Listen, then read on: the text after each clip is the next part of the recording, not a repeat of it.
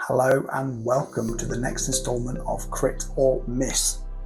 Now we're talking Daggerheart today, and I am excited, not only because my Daggerheart core set is currently in the post on the way to my house right now, but also because we're not talking core set today. We're talking expansions, we're talking two new classes.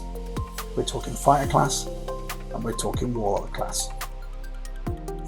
So what I'm going to do, I'm going to try and give you the pros, the cons, the unique selling points of each, to ultimately come down on the decision as whether I think they are a crit or a miss.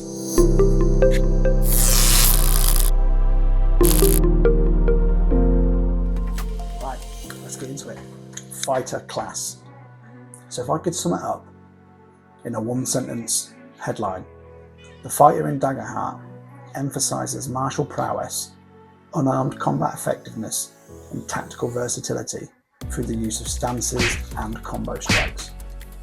So the three key features I really like are unarmed mastery. So your unarmed strikes are treated as powerful melee weapon attacks. So just from throwing hands, we're talking D10 plus your tier as physical damage. So if you're tier 1, that's D10 plus 1. If you're tier 2, D10 plus 2, and so on. But not only that, when you are unarmed, you have improved evasion when weaponless. So it really does make an unarmed build viable throughout a one-shot, a mini-series, throughout a whole campaign. You've also got martial stances, which is like a tiered system granting versatile combat options. To give you a couple of examples, you've got a defensive stance option, which grants disadvantage to enemy attacks, and then you've got a grappling stance action, which helps with crowd control, so you really can influence the battlefield for you and everyone else. But my favourite mechanic has got to be combo strikes. So this is unique, I think, to Daggerheart. Comparable a little bit, I suppose, flurry of blows to the monk, but what I like about this is it allows for chained dice rolls, increasing the total damage as you go.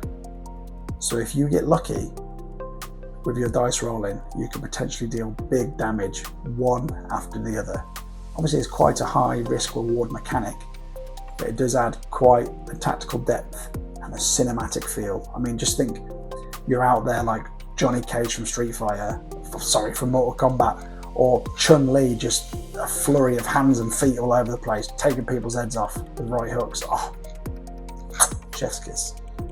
So for me, the strengths: high burst damage potential through the combo strikes, flexible combat styles through the stance swapping mid-combat.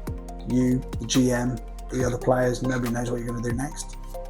And then the fact that you've got quite a robust unarmed combat option makes fighters effective even without gear. So if you've got a weapon and you lose it, you can still kick some ass. I suppose the flip side of that coin is it can be quite resource intensive, so it uses hope and focus die. So possibly limiting your effectiveness over a longer encounter, or if you're having one encounter after the other. So resource management is key if you really want to maximise these class mechanics. And there's a risk of inconsistency.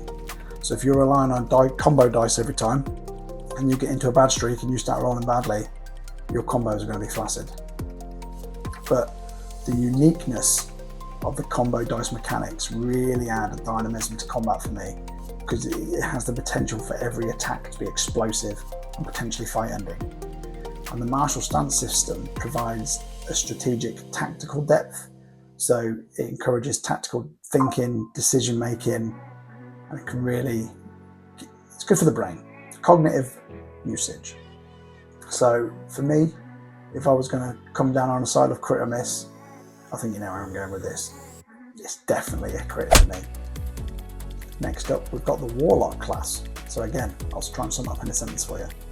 The Warlock binds themselves to a powerful patron, nothing new there, gaining unique abilities known as boons, and employing a resource called favour for significant enhancements.